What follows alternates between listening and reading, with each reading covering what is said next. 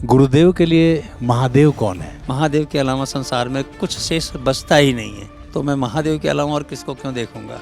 इस नई पीढ़ी के इस तरफ जाने की एक बड़ी वजह आप ये मानते हैं हमारी शिक्षा व्यवस्था में जो पतन हुआ है? कुछ तो हमारी संस्कृति को विलुप्त करने में जो है, मैं कहूँगा कांग्रेस गवर्नमेंट, ठीक है, उस समय कांग्रेस ही थी क्योंकि मिली जुली सरकार थी ना, तो उन्होंने एजुकेशन के साथ बहुत बड़ा खिलवाड़ किया। आज क्या हो गया है कि संयुक्त परिवार में कोई रहना नहीं चाहता है, शादी हुई शहर की तरफ चले गए, मियाँ बीवी दोनों काम कर रहे हैं, बच्चे किस लाइन पे जा रहे हैं उनको देखने वाला नहीं है, तो संस्कार कहाँ से उत्पन्न होगा।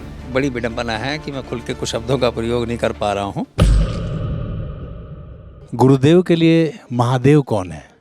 गुरुदेव के लिए महादेव, जो भी मैं चैतन्य देख रहा हूँ सब महादेव ही है, उसके अलावा मुझे संसार में कुछ दिखता ही नहीं है। यहाँ तक कि आप भी महादेव का ही स्वरूप हैं, मेरे सामने बैठे हुए हैं। महादेव के अलावा संसार में कुछ शेष बचता ही नहीं है, तो मैं महादेव के अलावा और किसको क्यों देखूँगा। बाकी तो ठीक है, शरीर आते हैं, जिस्म आते हैं, उसके अंदर तो महादेव ही व्याप्त है ना, मुझे तो वही दिखता है, उसी को मैं 24 घंटे तिलक करता रहता हूँ, और कुछ नहीं है। महादेव सर्वत्र, हर जगह, हर कण, हर एक भाव में छुपा हुआ है महादेव। अगर मुझे कोई आदमी भला बुरा भी कहता है तो मैं यही सोचता हूँ कि महादेव की इच्छा है। तो अभी कुछ देर पहले कुछ लोग माला पहना रहे थे और कुछ आदमी चार बातें सुना के जा रहे हैं, तो इसलिए कुछ भी संसार के अंदर में जो कुछ दिख रहा है, जो दिखेगा वो शिव ही है, क्योंकि शिव के सिवा कुछ है ही नहीं, बाकी सब शव है। जो चैतन्य है वो शिव है, और जो अचैतन्य है वो भी शिव है, लेकिन शिव शव के स्वरूप में है।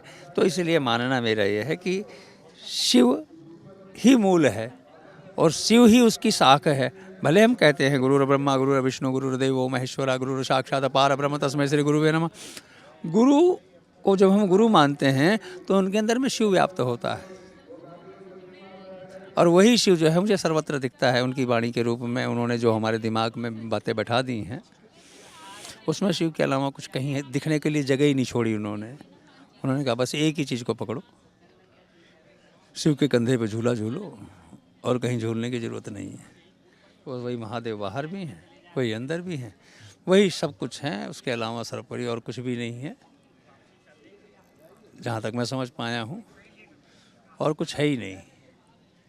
नदी नाले पिंड, क्योंकि शिव को सिर्फ पिंड ही प्रिय है, तो जितने पिंडे घूम रहे हैं सबको शिव प्रिय है, तभी वो यहाँ है। तो अपने आप में इतने ब्रह्मांड शिव के अंदर ही व्याप्त हैं। उनके रोम क्षेत्रों के अंदर में कोई लटका हुआ नज़र आता है, कोई टंगा हुआ नज़र आता है, कोई खेलता हुआ नज़र आता है, तो कोई गुलाटी मारता नज़र आता है सब उन्हीं के अंदर। मेरा तो देखना यहाँ तक है, जब चाँद ऊपर निकलता है तो मैं ये कल्पना करता हूँ कि आकाश के अंदर ही उनका स्वरूप मुझे नज़र आ रहा है, चाँद उनके केशों में नज़र आ रहा है, तो उनके स्वरूप की मैं क्या शब्दकोश से वंदना कर सकता हूँ। मेरे पास में उनके लिए शब्दकोश नहीं है, सिर्फ हृदय जो है वो उनके लिए बिछा रहता है कि मुझे हर जगह वही नज़र आते हैं। कुछ नुकसान भी कर देता है तो भी सोचता हूँ शिव कृपा से ही हुआ है, कोई बात नहीं, शिव की इच्छा ही थी इतना पाने की। बस यही चलता रहता है, और कुछ नहीं है मेरे अंदर पास शिव के बारे में बताने को। शिव आदि है, अनंत है, सर्वत्र है और सर्वत्र व्याप्त रहेंगे। पहले गुरुकुल हुआ करते थे, आज जो शिक्षा व्यवस्था है, हमारी जो पौराणिक शिक्षा व्यवस्था थी, क्या एक शिक्षा व्यवस्था का पतन, शिक्षा व्यवस्था में हमारे भावों का कम होना क्या वजह है इस नई पीढ़ी के इस तरफ जाने की एक बड़ी वजह आप ये मानते हैं हमारी शिक्षा व्यवस्था में जो पतन हुआ है? इसका मैं मूल रूप से संविधान को दोषी मानता हूँ। संविधान के अंदर में कुछ ऐसे आर्टिकल्स लिखे गए जिसके अंदर में ये कहा गया कि सबकी बात को रख करके, ध्यान में रख करके बात की गई। हमारी संस्कृति को तो बिल्कुल दरकिनार किया गया उसके अंदर में। उन्होंने कहा कि जो जिस मोमेंटन पे है उसी चीज़ को लागू करेंगे। तो आप ये देखिए, शुरुआत में 70 के दशक में झांसी की रानी की भी पोइट्री होती थी, महाराणा प्रताप की भी होती थी, पृथ्वीराज चौहान की भी हुआ करती थी, लेकिन 70-80 का दशक जब ख़त्म हुआ, 90 के दशक से गवर्नमेंटों ने क्या किया, एजुकेशन के अंदर में वो चैप्टर ही बंद कर दिए, और दिए तो बड़े संक्षिप्त, 1-2 लाइन के, 3 लाइन 4 लाइन के दिए।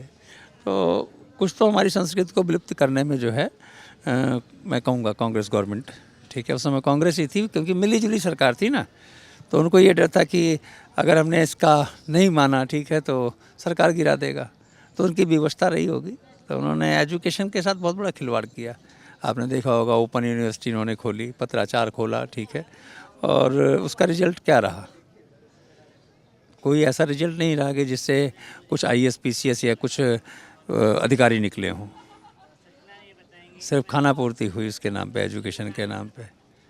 और शिक्षा का स्तर तो इतने नीचे लेवल पे लेके गए कि हास परिहास का विषय बन गया। बिहार के अंदर तो बताया जाता है कि डोनेशन दे करके आप सर्टिफिकेट ले लो। लेकिन पहले व्यवस्था नहीं थी। पहले था एजुकेशन अलग चीज़ थी। गांव के अंदर में एक गुरुकुल हुआ करता था, उसके अंदर में संस्कारों की शिक्षा दी जाती थी। संस्कार की, आपके घर में कोई बड़ा आ रहा है, रिश्तेदार आ रहा है, तो उसके चरण स्पर्श करना होता है, उसकी वंदना करनी होती है। आया दरवाजे पे घर पे बैठा है, चाय पानी उसको पिलाना, इन सब चीज़ों की बेसिक नॉलेज जो थी मंदिरों और गुरुकुल से जो है बच्चों में, गांव के हर बच्चे के अंदर में आ जाती थी।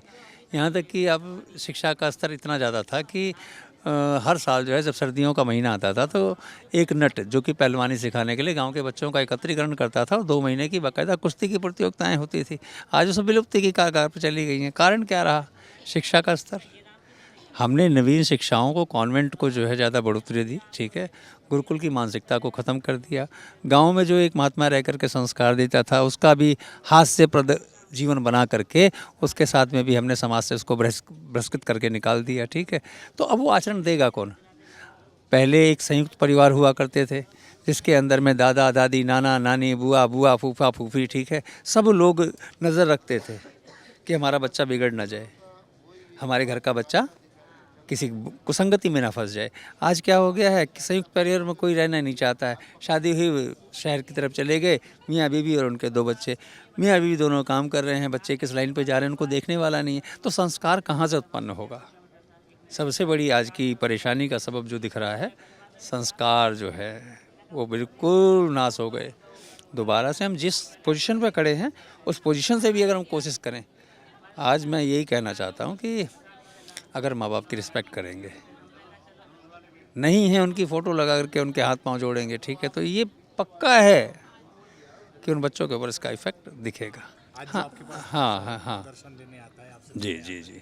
उस मनोभाव को 30% लोग आते हैं जो कि सिर्फ सेल्फी खिंचाना या बैठ करके दूर पे अपने सवाल करना, और वो भी सवाल जैसे सवाल नहीं होते, इडियोटिक क्वेश्चंस होते हैं, बेफिजूल की बातें पूछना। महाराज मेरा मन नहीं लगता, मैं भगवान की भक्ति करता हूँ, मेरा मन इधर भागता है उधर भागता है। कोई कहेगा महाराज मुझे जो है कुछ गुप्त रोगों की आदत लग गई है, मैं इस क्रिया से कैसे निकल सकता हूँ बाहर। मतलब बेफिजूल के सवाल लेके आते हैं। और अभी भी 50% है ऐसा कि लोग आते हैं, दंडवत करते हैं, आशीर्वाद लेते हैं और अपने मार्गगामी हो जाते हैं। तो समाज उससे जहाँ तक जो दिक्कत लग रही है कि अगर ये रेशो भी 50% पे पहुँच गई है इन 30 साल 50 सालों के अंदर में, 70 से 2020 के दशक तक, तो आगे क्या हाल होगा? वो माँ बाप फिक्र करना चालू कर दें जिन्होंने अपने माँ बाप की इज्जत की थी, क्योंकि आगे तो मिलने वाली है नहीं। हाँ बिल्कुल स्वाभाविक सी बात है, जब माँ बाप की इज्जत खत्म हो गई, ठीक है, तो फिर घर में बैठे हुए इन लोगों की कैसे इज्जत होगी जो संस्कारों का ही तिलांजलि दे रहे हैं। भाई छोटे छोटे से कमरे, ठीक है, पर्दे नाम की चीज़ नहीं रह गई है, ठीक है। अब 2 BHK का फ्लैट है, बच्चे 2 हैं, ठीक है, हस्बैंड वाइफ हैं, सब चीज़ें हैं, तो एक खुला एकोमोडेशन नहीं रह गया है कि जिसके अंदर में पर्दा, लिहाज, हर चीज़ें होती थी। आज जो है सब चीज़ें जो दिख रहा है वैसी वृत्ति होती चली जा रही है। बड़ी विडंबना है कि मैं खुल के कुछ शब्दों का प्रयोग नहीं कर पा रहा हूँ, ठीक है, लेकिन बड़ा कौतूहल का विषय है ये। अगर इसको सही करना है तो हमें संस्कारों का पुनर्स्थापन करना पड़ेगा, हर हालत में करना पड़ेगा।